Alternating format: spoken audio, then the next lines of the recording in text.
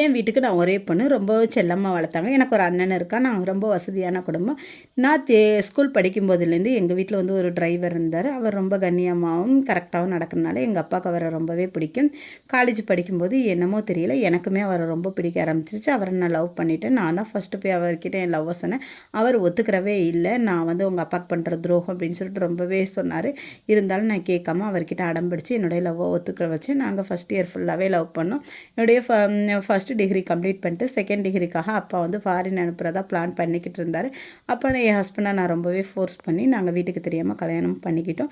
வீட்டுக்கும் தெரிஞ்சிருச்சு. வீட்டுக்கு தெரிஞ்சோடனே பிரச்சனை சொல்லவா வேணும், அதுவும் டிரைவரை கல்யாணம் பண்ணிக்கிட்டா ரொம்பவே பிரச்சனை பண்ணாங்க. நாங்கள் வந்து எங்கள் ஹஸ்பண்டோடைய கிராமத்துக்கு போயிட்டோம். அவருக்கு வந்து அண்ணன் தம்பி அப்படின்னு யாருமே கிடையாது.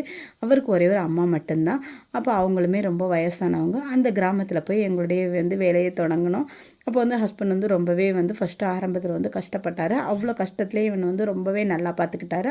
அவர் வந்து எந்தளவுக்கு என்ன பார்த்துக்கிற முடியுமோ அந்தளவுக்கு நல்லாவே பார்த்துக்கிட்டாரு. அப்போ கொஞ்சம் கொஞ்சமாக டெவலப் ஆகி ஒரு கார் கன்சல்ட்டிங் பிஸ்னஸ் வந்து ஸ்டார்ட் பண்ணார். எங்கள் வாழ்க்கையுமே ஓரளவுக்கு நல்லாவே போணுச்சு. அப்போ ஒரு நாள் வந்து என்னை வந்து ஒரு ஃபங்க்ஷன் போகிறதுக்காக கிளம்பியிருக்க சொன்னார்.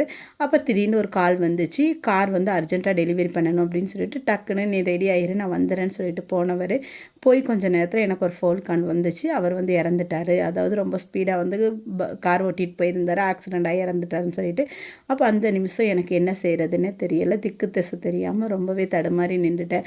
ஆறுதல் சொல்கிறதுக்கு கூட நெருங்கின சொந்தக்காரவங்க யாருமே இல்லை.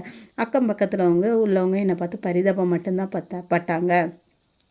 என் அப்பா அம்மா இது வரைக்கும் கூட என்னை வந்து சேர்த்துக்கிறல. எங்களுடைய அன்புக்கு அடையாளமாக ஒரு பெண் குழந்தை இருந்துச்சு. அந்த குழந்தைக்காக நான் வாழ்ந்தாகணும், வேறு வழியே இல்லை. அப்படி தான் என்னுடைய வாழ்க்கை போகுது. இந்த மாதிரி கஷ்டம் யாருக்கும் எதிரிக்கு கூட வந்துடக்கூடாதுன்னு தான் நான் இப்போவும் என் கடவுளை வேண்டிக்கிறேன். இது வந்து என்னுடைய ஃபாலோவர் ஸ்டோரி. அவங்களுக்கு நீங்கள் என்னத்தை சொல்ல விரும்புகிறீங்களோ அதை வந்து கமெண்ட்டில் ஷேர் பண்ணுங்கள்.